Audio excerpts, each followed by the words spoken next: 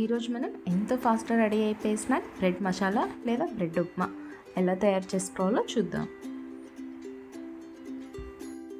Hi అండి, welcome back to Surekha recipes. Masala bread ready చేసుకునే ముందు మనం ముందుగా మసాలాని రెడీ చేసుకుందామండి. ఒక చిన్న మిక్సీ జార్లో 2 మీడియం సైజ్ టొమాటోల్ని ముక్కలు కట్ చేసి వేసుకోవాలి. అలాగే ఇందులో 1 టీ స్పూన్ కారం, 1/2 టీ స్పూన్ ధనియాల పొడి, అలాగే 1 టీ స్పూన్ పెరుగు వేసుకోవాలి.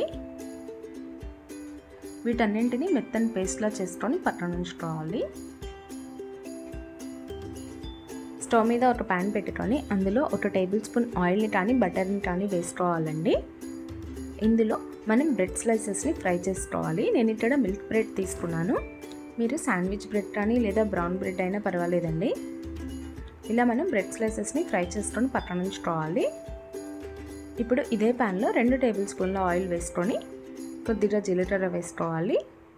అలాగే ఒక మీడియం సైజ్ ఉల్లిపాయల్ని చిన్న ముక్కలు కట్ చేసి వేసుకోవాలండి.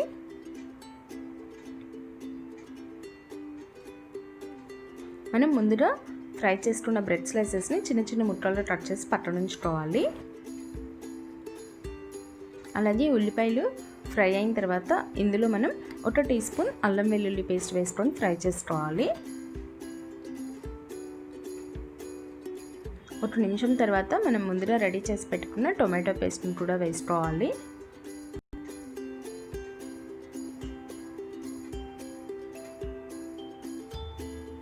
ఇప్పుడు ఇందులో మనం రుచికి సరిపడా ఉప్పు, అలాగే కొద్దిగా పసుపు, అలాగే ఒక 1/2 teaspoon garam masala powder వేసుకొని బాగా ఫ్రై చేసుకోవాలండి. అంటే ఈ టొమాటోలు పచ్చివాసన పోయేంత వరకు మనం ఫ్రై చేసుకోవాలి. మనం మంటను మీడియంలో పెట్టుకొని చేసుకోవాలండి ఇదంతా. ఇలా టొమాటో పేస్ట్ ఫ్రై అయిన తర్వాత మనం కట్ చేసి పెట్టుకున్న బ్రెడ్ ముక్కలను వేసుకోవాలి. అలాగే కొంచెం కొత్తిమీర కూడా వేసుకోవాలి. నేను ఇక్కడ 10 బ్రెడ్ స్లైసెస్ని తీసుకున్నానండి.